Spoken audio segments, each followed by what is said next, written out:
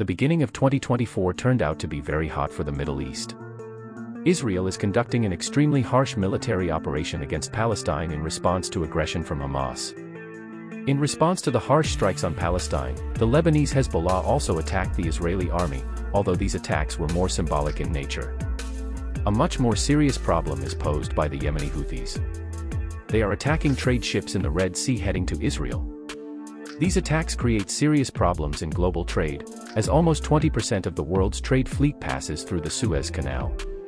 Several times the Houthis even attacked U.S. military ships, for which they received a strong response. Hamas, Hezbollah, Houthis, all of them are puppets of a larger and more dangerous player. Iran and its ambitions for the role of a regional superpower are what truly stand behind these events. Is Iran really that strong? And if the United States eventually gets tired of this situation, will they decide on a military operation against Iran? What problems will the world's strongest military face?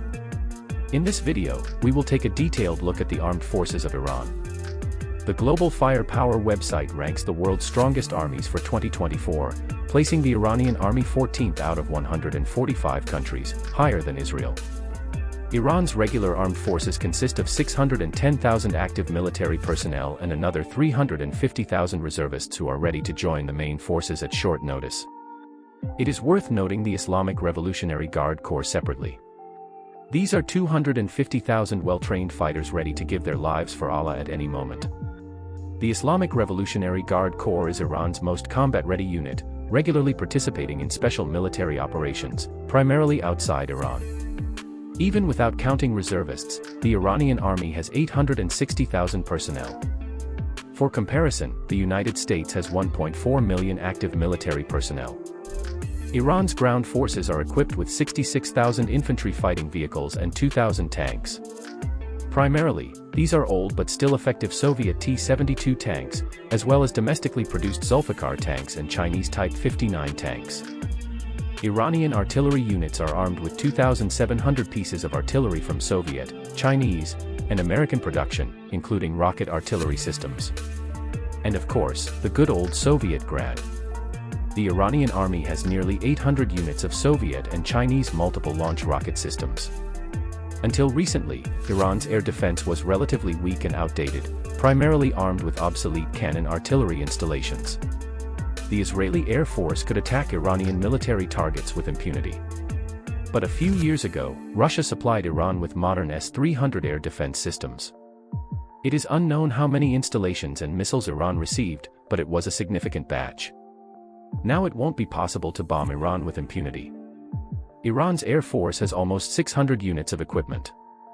Among them are 200 fighters and interceptors, primarily upgraded Soviet MiG-29s.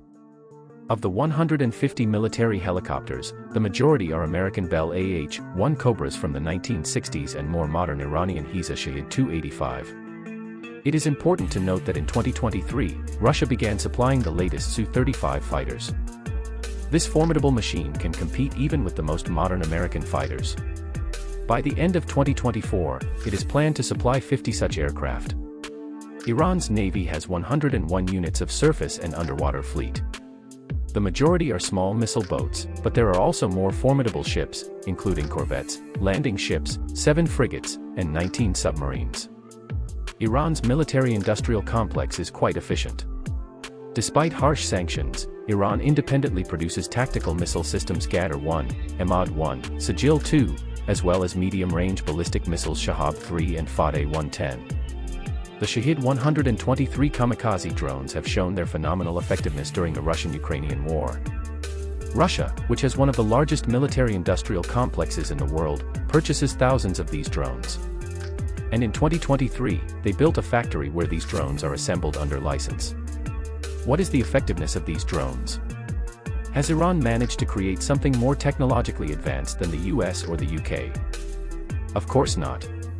Iranian drones cannot be called very technological.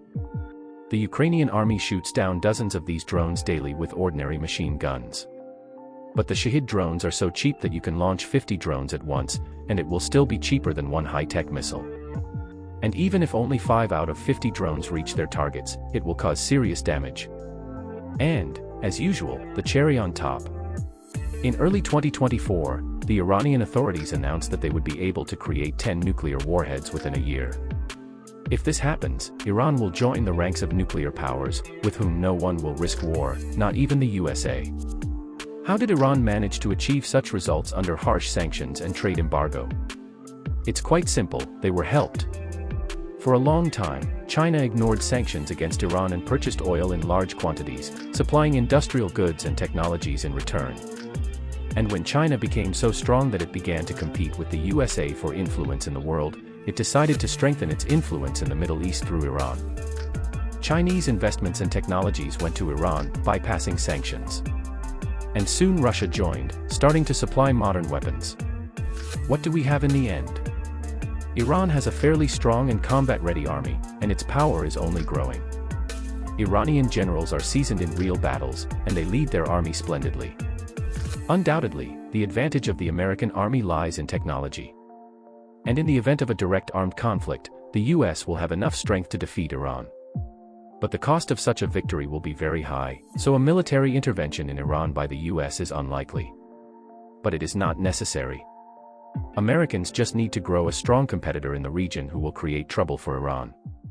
And Americans are better at this than anyone else in the world.